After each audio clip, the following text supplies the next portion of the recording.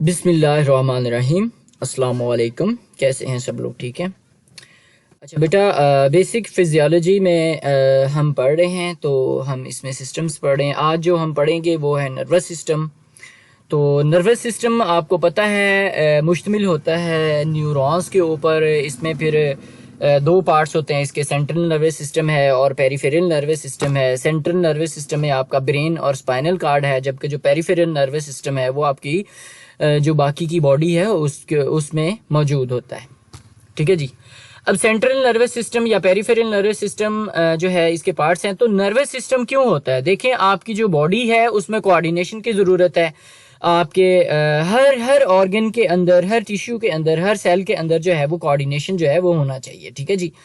Like आपके जो muscles हैं, हार्ट के मसल्स हैं, आपके लंग्स हैं सांस लेने के लिए, ठीक है ना, उन सब के दरमियान में जो है वो कोऑर्डिनेशन होना चाहिए।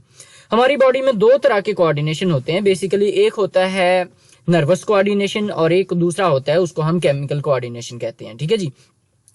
जो नर्वस कोऑर्डिनेशन है वो न्यूरॉन्स के ऊपर मुश्तमिल होता है। जो केमिकल कोऑर्डिनेशन है वो जो है मुश्तमिल होता है अपना हार्मोन्स के ऊपर। तो जो हार्मोन्स वाला जो कोऑर्डिनेशन है वो लॉन्ग टर्म्स के लिए होता है और वो एक स्लो प्रोसेस है, जबकि जो नर्वस कोऑर्डिनेशन है वो शॉर्ट है और बहुत फास्ट है। ठीक है जी। तो हम अब डिस्कस करेंगे अपने नर्वस कोऑर्डिनेशन को या नर्वस सिस्टम को। चलते हैं अपने लेक्चर नंबर 4 की जानब। इसमें अब देखें, सबसे पहले देखें, nervous system control all the activities of the body. जैसे मैंने अभी आपको अर्ज किया है कि जितने भी आपकी बॉडीज के अंदर जो एक्टिविटीज हो रही हैं, जितने भी प्रोसेसेस हो रहे हैं, जितनी भी मूवमेंट्स हो रही हैं, वो सारी की सारी कौन कंट्रोल करेगा? नर्वस सिस्टम कंट्रोल करेगा।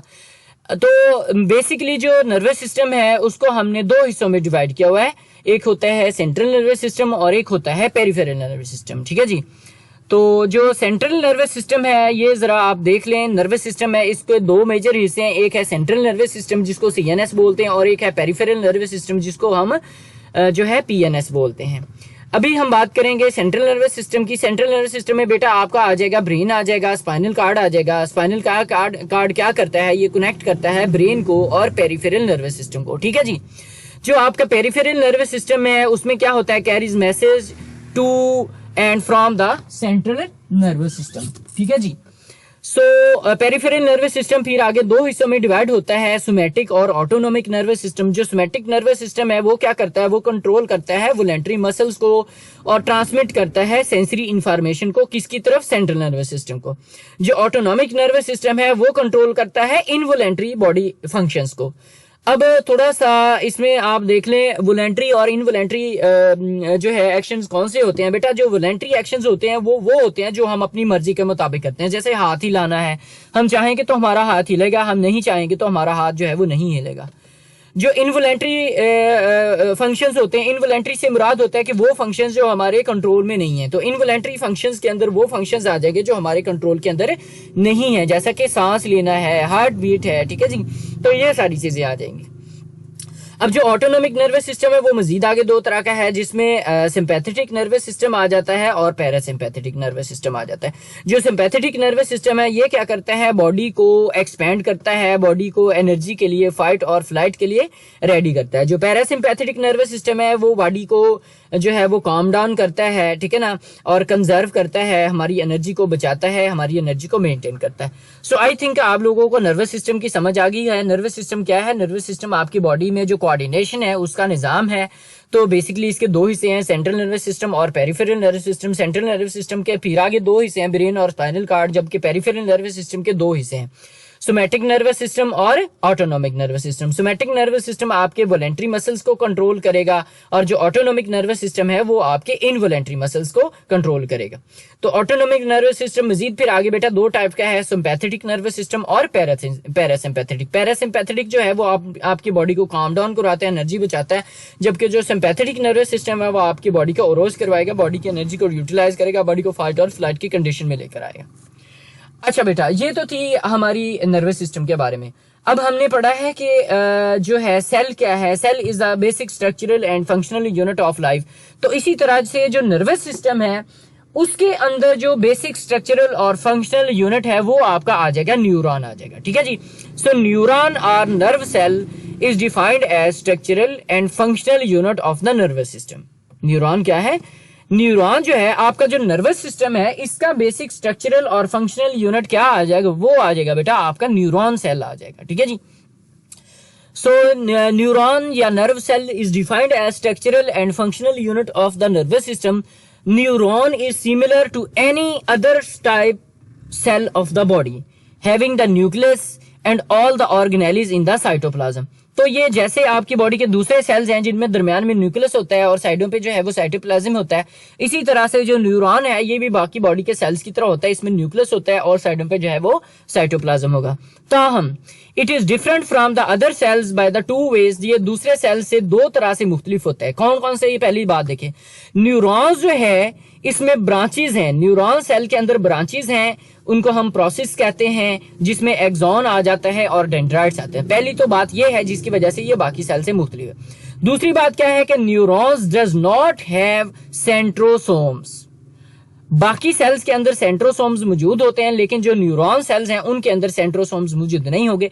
तो ये दो बातें हैं जिनकी वजह से जो न्यूरॉन सेल है वो बाकी बॉडी के सेल से डिफरेंट होगा। पहली बात क्या है? एक्सॉन और डेंड्राइट्स होते हैं। दूसरी बात क्या है कि इसमें सेंट्रोसोम जो है वो नहीं होता। ये बेटा एक पिक्चर है आपके न्यूरॉन सेल की, इसमें देखें ये इसकी सेल बॉडी है, ठीक है जी। ये इसके डेंड्राइट्स हैं जो ब्रांचेस होती हैं, ये इसका न्यूक्लियस है, ये बेटा इसका एक्सॉन है लंबा जो है, इसमें फिर माइलिन शीथ आ जाएगी, जहां पे माइलिन शीथ नहीं होती उसको नोड ऑफ रेनवेयर कहते हैं। ये एक सेल है, इसको हम शवान सेल कहते हैं, ये सिनेप्सिस हैं और ये आपका एक्सॉन जो है या फिर टर्मिनल जो है। तो ये एक बेसिक स्ट्रक्चर है एक न्यूरॉन का। उसके बाद देखें आप classification of neurons. So neurons are classified by the 3 different methods. Neurons को फिर हम क्लासिफाई करते हैं 3 डिफरेंट मेथड्स के अकॉर्डिंगली। पहला है depending upon the number of the poles, कि उनमें पोल्स की तादाद जो है उनके लिहाज से। दूसरा क्या है? डिपेंडिंग अपॉन द फंक्शन, दूसरा है उसके फंक्शन के एतबार से। तीसरा आ जाएगा depending upon the length of the axon. So neurons को हम 3 तरह से जो है वो डिवाइड करेंगे, depending upon the number of the poles, depending upon the functions and depending upon the length of the axon, ठीक है जी। तो सबसे पहले इसकी किस्म जो है उसको हम देखते हैं depending upon the number of the poles. So neurons are based on the number of poles.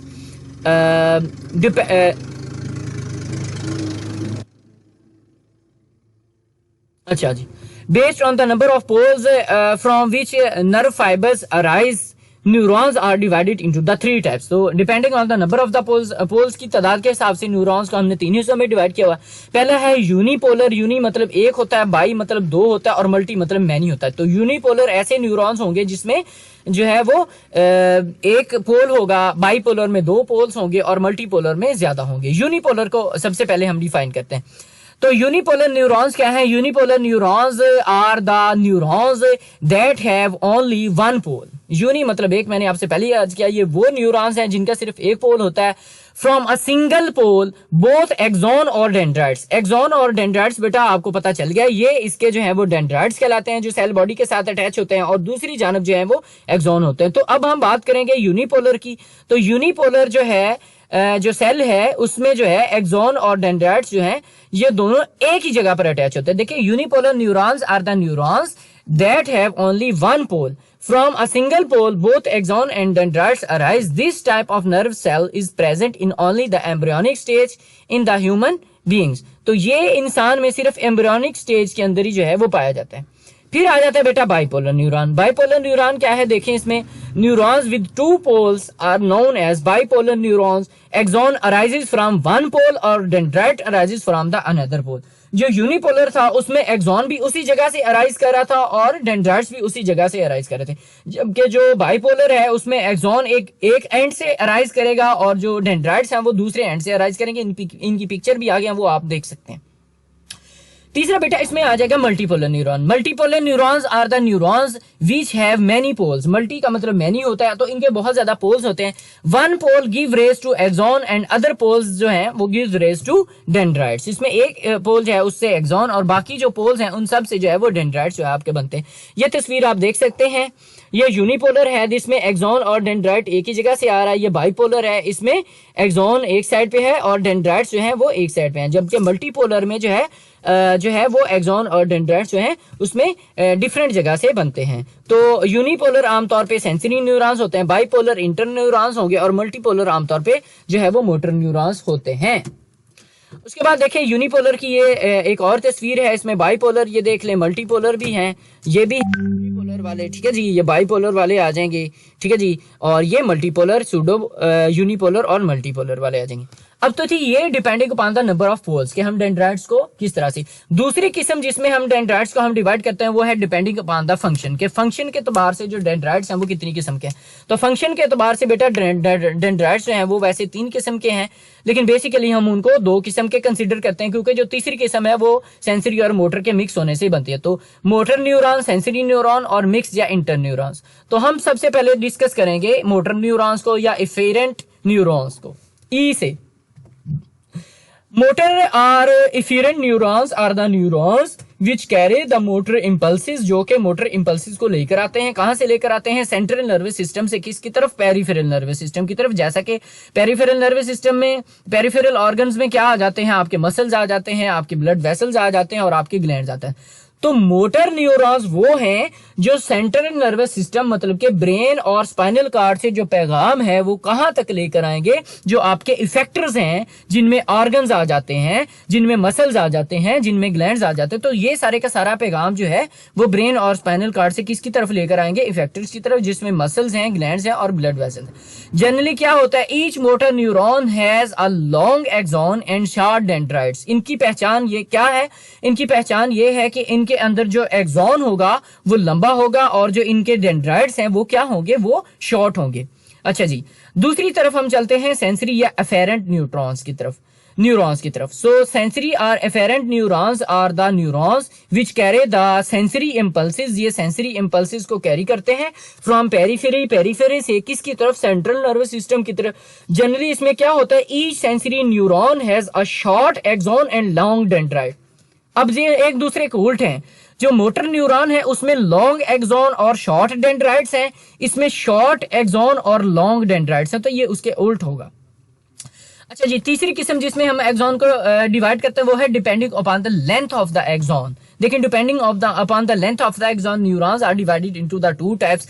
Number 1 है गोल्जी टाइप 1 न्यूरॉन और नंबर 2 है गोल्जी टाइप 2 न्यूरॉन। सो हम डिस्कस करेंगे गोल्जी टाइप 1 न्यूरॉन को। गोल्जी टाइप 1 जो न्यूरॉन है इनमें long axon होगा। सेल बॉडी जो है वो न्यूरॉन्स की जो है वो डिफरेंट पार्ट होगा सेंट्रल नर्वस सिस्टम से, and their axon reach to the remote peripheral organ. देखिए, इनमें जो है लॉन्ग एक्सॉन होगा। Cell body of this neuron is in different parts of the central nervous system. इसकी जो सेल बॉडी होगी वो सेंट्रल नर्वस सिस्टम के डिफरेंट पार्ट में होगी और जो इनके जो एक्सॉन्स होंगे वो पेरिफेरल नर्वस सिस्टम या ऑर्गन्स के अंदर जा रहे होंगे। जबकि गोल्जी टाइप 2 न्यूरॉन्स क्या है? Neurons of this type have short axon. इनके जो एक्सॉन होंगे वो शॉर्ट होंगे। So these axons are present in the cerebral cortex and spinal cord. मतलब कि ये सेंट्रल नर्वस सिस्टम के अंदर ही रहेंगे, इनकी सेल बॉडी भी उधर ही होगी और इनके जो डेंड्राइट्स हैं, सॉरी एक्सॉन्स हैं, वो भी उधर ही होंगे। जबकि गोल्जी टाइप 1 की जो सेल बॉडी और डेंड्राइट्स थे वो सेंट्रल नर्वस सिस्टम में थे और उनके जो एक्सॉन थे वो वहां लंबे होकर जो है वो पेरिफेरल नर्वस सिस्टम के अंदर जा रहे थे। अब उसके बाद हम देखते हैं स्ट्रक्चर ऑफ द न्यूरॉन। कि हम न्यूरॉन्स की बात करें तो न्यूरॉन का स्ट्रक्चर कैसा होता है। देखें जी, जो न्यूरॉन का स्ट्रक्चर है उसमें बेसिकली 3 चीजें होती हैं। नर्व सेल बॉडी होती है, डेंड्राइट होते हैं और एक्सॉन होते हैं। जो डेंड्राइट्स और एक्सॉन होते हैं इसको हम प्रोसेस कहते हैं, प्रोसेस ऑफ द न्यूरॉन। तो dendrites are short process of the axon और जो है नर्व न्यूरॉन और जो एक्सॉन है वो लॉन्ग प्रोसेस ऑफ न्यूरॉन्स होते हैं। डेंड्राइट्स और एक्सॉन जो है इनको हम नर्व फाइबर्स भी कहते हैं। ये आपको स्ट्रक्चर नजर आ रहा है, इसमें ये डेंड्राइट्स हैं, ये सोमा या सेल बॉडी है, ये इसका न्यूक्लियस है, इसमें ये आपका एक्सॉन आ जाएगा, ये एक्सॉन सेल है, इसमें ये माइलिन शीथ है, ये नोड ऑफ रेनवेयर है, ये इंटरनोड है और इसमें ये एक्सॉन्स हैं, ये आप देख सकते हैं।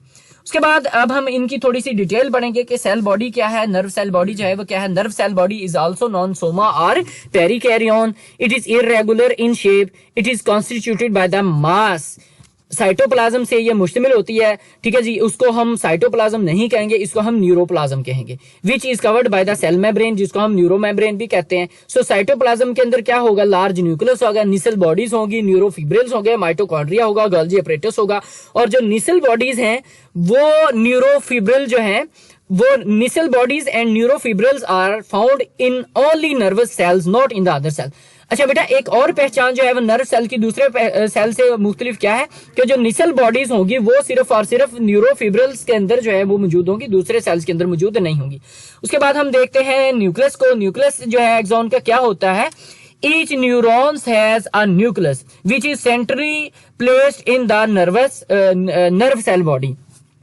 हर न्यूरॉन की जो नर्व सेल बॉडी है उसके अंदर एक न्यूक्लियस होगा। Nucleus has 1 or 2 prominent nuclei. तो इस न्यूक्लियस के अंदर एक या एक से ज्यादा जो है वो न्यूक्लियाई जो है वो मौजूद होते हैं। Nuclei does not contain the centrosome.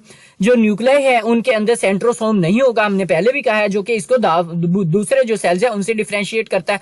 So nerve cell can not multiply like the other cell. बात क्या है, बात यह है कि इसमें सेंट्रोसोम नहीं होगा। तो बेटा सेंट्रोसोम ही आपको during the cell division mitotic apparatus बनाने में मदद देता है, इसमें नहीं होगा। इसलिए जो न्यूरॉन्स के सेल्स होंगे वो डिवाइड नहीं करते, मल्टीप्लाई नहीं करते दूसरे सेल्स की तरफ।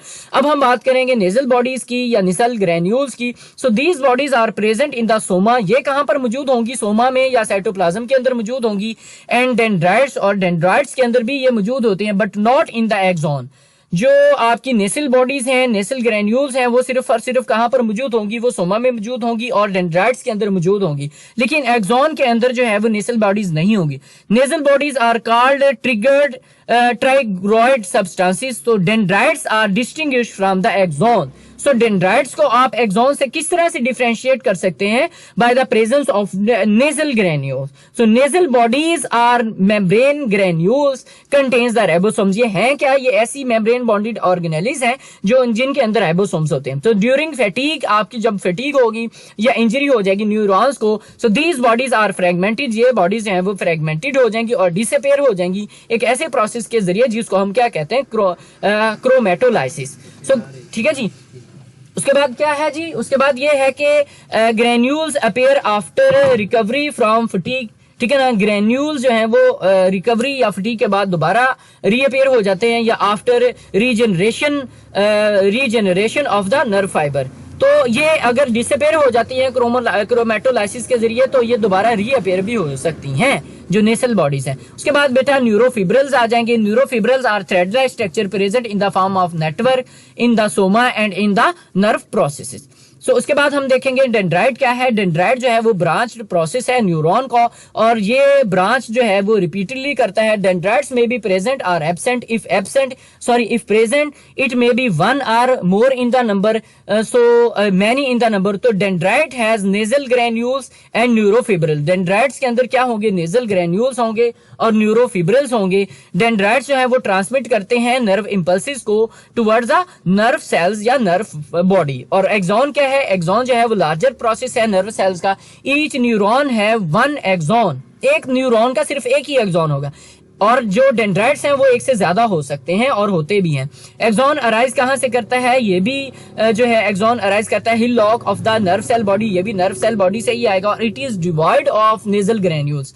बेटा जो एक्सॉन होगा उसमें नेजल ग्रेन्यूल्स नहीं होंगे, वो सिर्फ डेंड्राइट्स और सेल बॉडी के अंदर ही मौजूद होंगे।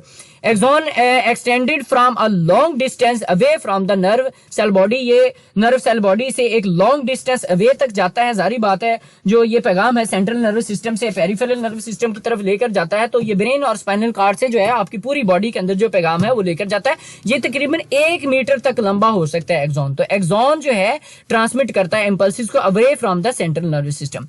उसके बाद जो है ऑर्गेनाइजेशन ऑफ द नर्व देखें। Each nerve is formed by many of the bundles of the और groups of the nerve fibre. हर जो न्यूरॉन है वो बहुत ज्यादा बंडल्स या नर्व फाइबर से मिलकर बनता है। Each bundle of the nerve fibre is called the फेसिक्यूलस।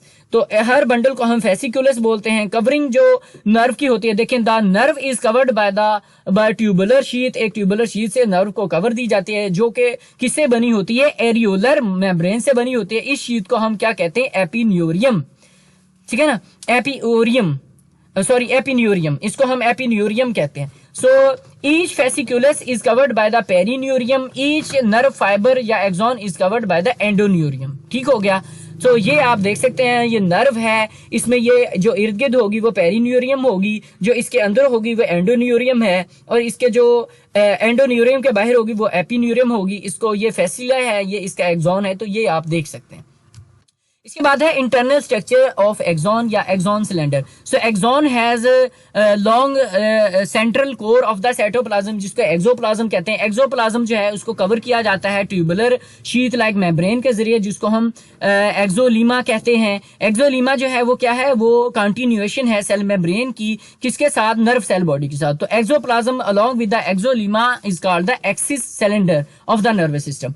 Axoplasm contains the mitochondria, axoplasm के अंदर क्या होगा, इसके अंदर माइटोकॉन्ड्रिया होंगे, न्यूरोफिब्रिल्स होंगे और एक्सोप्लाज्मिक वेजल्स होंगे।